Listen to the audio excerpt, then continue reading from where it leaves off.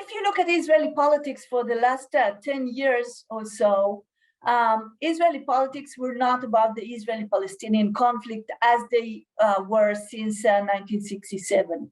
The one thing that dominates Israeli politics is the issue of the character of Israel as Jewish and democratic. And the way that that the right wing phrased the narrative over the last 2 years of 4 rounds of elections, and now going on to the 5th round of election, is that a juxtaposition between being Jewish and being democratic. So the reason why Idit Silman defected from the coalition was because of the Jewish practices, because of the Bagatz, the Supreme Court ruling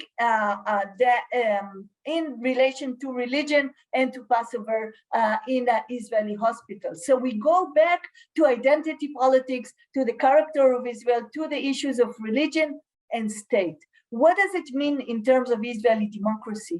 You know, if a democracy goes to the polls for the 5th time in 2.5 years, that means that there is a deep crisis in terms of the democracy in question.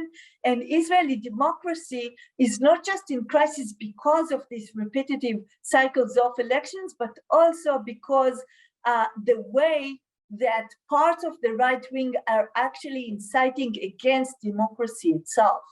So the tricky thing to understand is that the deep state argument that we know from Trump and we know from Netanyahu, actually the main accusation is that these, what they call elites, the judges, the press, the police, the civil service, they are unelected.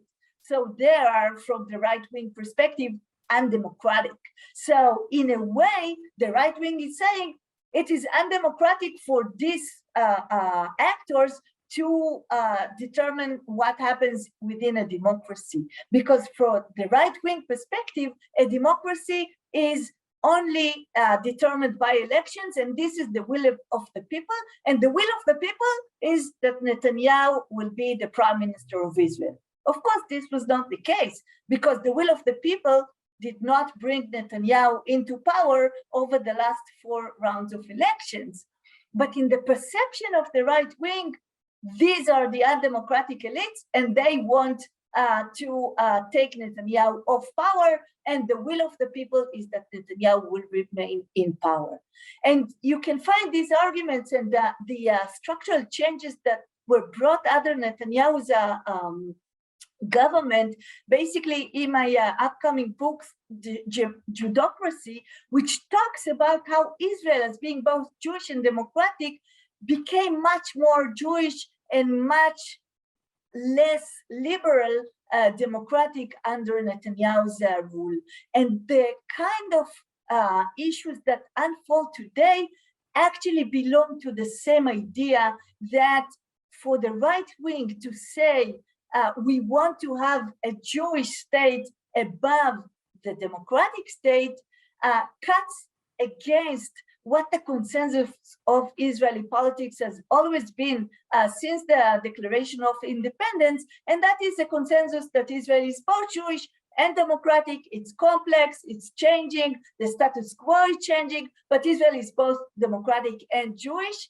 The right wing under Netanyahu puts forward much more illiberal kind of democracy, a popular democracy, a leader, people kind of populist democracy, which is actually very dangerous because its main idea is to try to delegitimize those mediating groups like the opposition and the left and the press and the police and the judicial system, which are so crucial for any democracy to function. So I think this week's events actually threaten Israeli democracy. We are in a complex situation.